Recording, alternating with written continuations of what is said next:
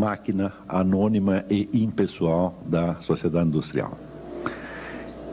Este diagnóstico eu li há mais de 20 anos e me pareceu razoável no momento. Só que mais tarde surgiram duas perguntas. A primeira pergunta é o seguinte, quer dizer que se o totalitarismo começa com essa exaltação da inteligência individual e da consciência individual, como é possível que a primeira coisa que o totalitarismo faça ao se instalar seja justamente esmagar todas as consciências individuais? Na verdade, se alguma consciência individual tem o primado num regime totalitário, só pode ser a consciência individual do governante e a todas as outras é negado, então, um privilégio similar de conhecer a realidade tão bem quanto ele acha que conhece. De modo que, se alguma consciência individual chegou a ser, vamos dizer, exaltada e dignificada durante os regimes totalitários, certamente foi a de Hitler, de Stalin e assim por diante. Mao Tse-tung, mas não certamente a das demais pessoas que viviam sob o seu domínio. E a segunda pergunta é, como é que, se Heidegger conhecia tão bem o espírito do totalitarismo, as suas causas, etc., etc., como é que ele arrumou uma carteirinha do Partido Nazista? Me parecia um pouco inconsistente a coisa, né? Então,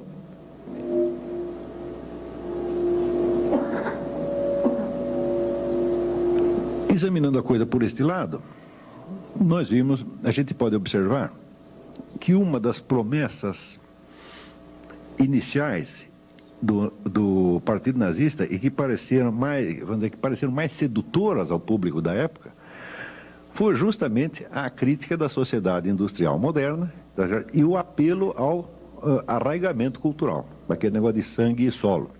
Quer dizer, a identidade nacional germânica, que seria, através do nazismo, segundo prometia, seria reconquistada, devolveria a estes pobres átomos soltos da sociedade industrial um senso de participação e de conexão pessoal com a sua comunidade. Ou seja,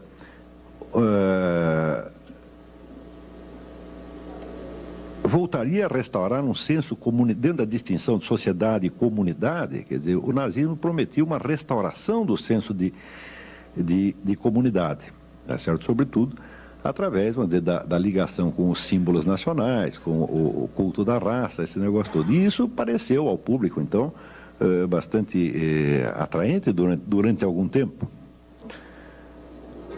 Acontece que, se isto de fato aconteceu, então é evidente que a explicação de Heidegger para a origem do totalitarismo está errada.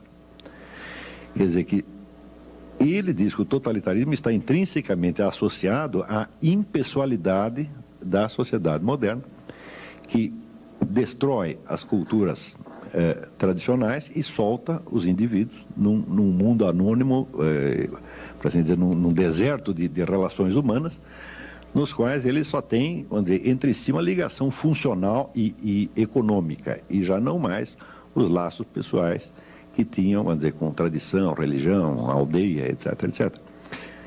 Ora, mas se foi possível criar um novo totalitarismo, para saber o totalitarismo nazista, né, com base na promessa exatamente contrária, então quer dizer que esta relação intrínseca que Heidegger está vendo entre a impessoalidade da sociedade moderna e o totalitarismo não existe. Quer dizer, a coisa deve ser outra, a linhagem deve ser outra, completamente diferente. Ou seja, é possível você instaurar um totalitarismo de tipo, vamos dizer, anônimo, organizativo, voltado totalmente para a modernização industrial, e é possível também instalar um outro totalitarismo com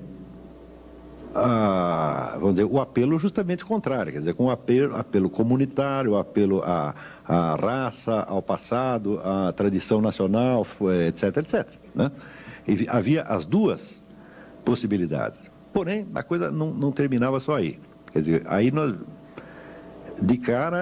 com isto, se dissolve a ideia assim, muito unívoca e simples do totalitarismo, e já começamos a vê-lo como um bicho que pode ter duas caras exatamente opostas uma à outra.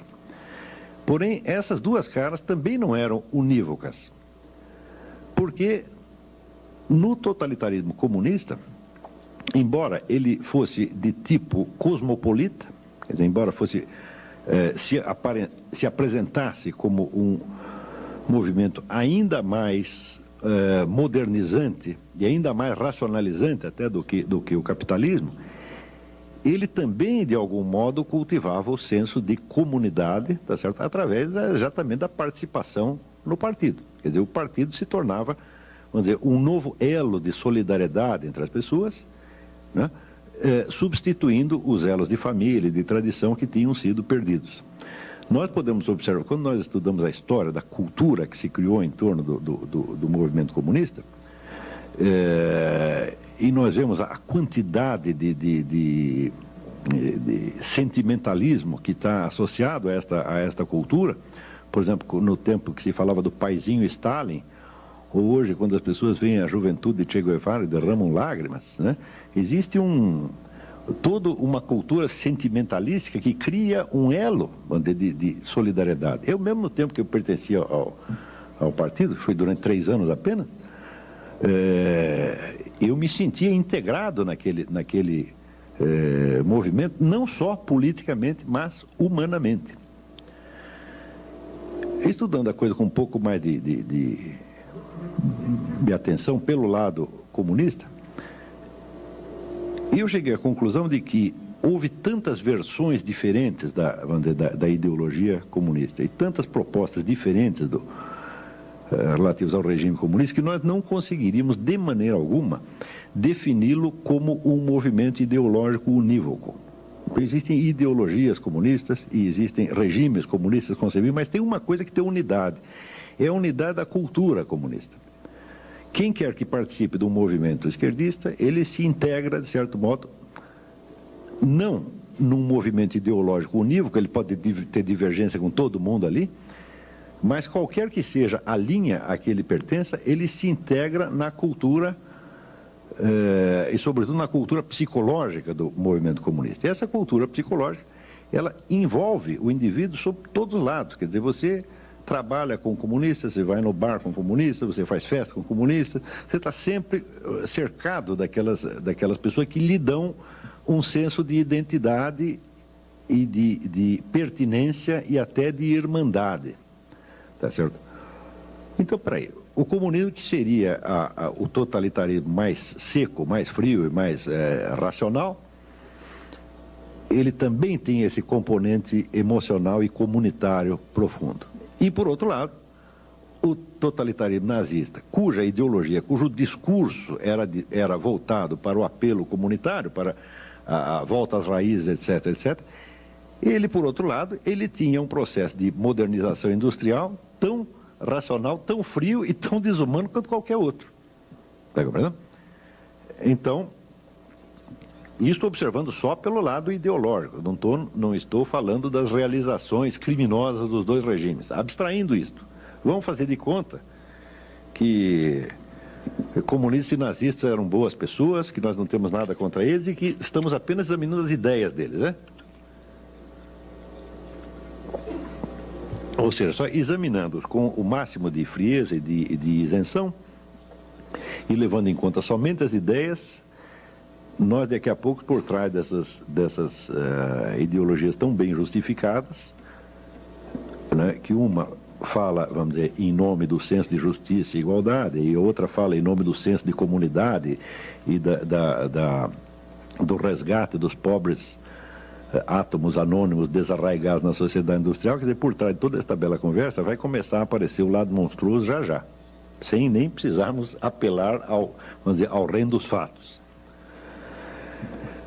Muito bem, mas se esses dois totalitarismos, que se apresentavam com faces opostas, cada um deles tinha dentro de si a face do outro, tá certo? Também, vamos dizer, anexada, como que geminada à sua própria face.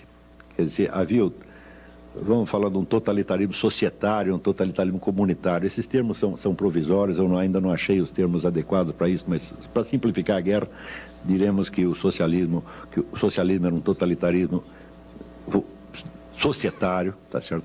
Quer dizer, voltado para uma dissolução ainda maior das comunidades tradicionais e para uma racionalização ainda maior da sociedade. E o nazismo como um totalitarismo de tipo comunitário, porque apelava a uma espécie de retorno às raízes e ao senso de identidade nacional, grupal e racial. Então, quer dizer, um desses totalitarismos, cada um deles, tinha a imagem do outro geminada a parte do outro que parecia a mais diferente dele, era uma componente dele próprio. Eu não sei se está ficando claro isso aqui.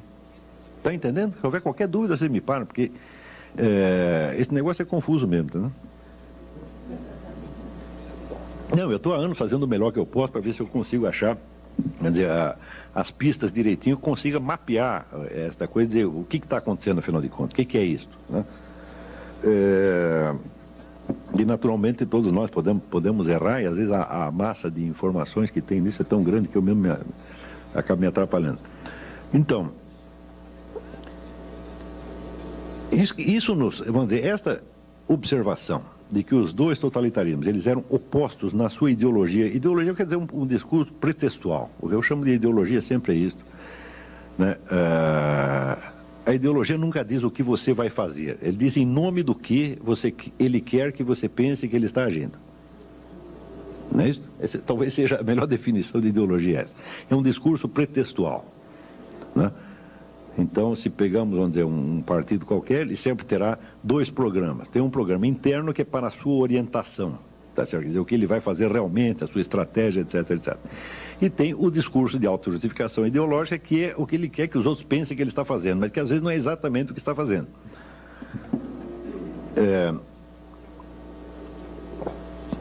E se acompanharmos, por exemplo, a trajetória, vamos dizer, desses regimes nos momentos de máxima condensação totalitária, aí é que a duplicidade de estratégia e ideologia se torna uma coisa quase alucinante, porque os camaradas todos fazem exatamente o contrário do que estão dizendo, e isto é sistemático, não é uma coincidência, não. E não pode ser explicado como mera, vamos dizer, hipocrisia, diz uma coisa e faz outra. Não, este é um negócio, essa duplicidade é até planejada. Muito bem, a partir da hora que verificamos que existe esta duplicidade de totalitarismos e dentro de cada uma delas tem uma nova duplicidade interna, aí é que a teoria explicativa do Heidegger foi mesmo pro brejo, quer dizer, não sobrou nada. O processo, em suma, é muito mais complexo do que se poderia imaginar. Mas esta mesma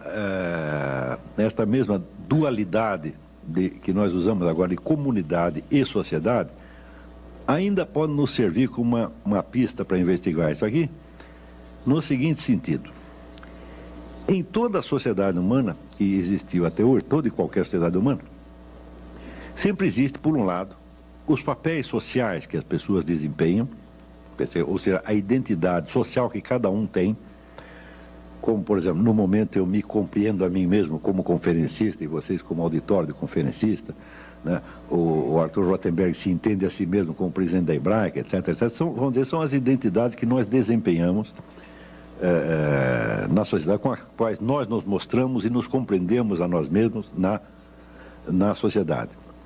Mas existem certos momentos, tá certo, onde você é violentamente despido da sua identidade social.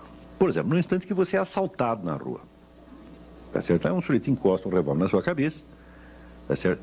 E quer o seu dinheiro, quer esse dinheiro exista, quer não exista, tá certo?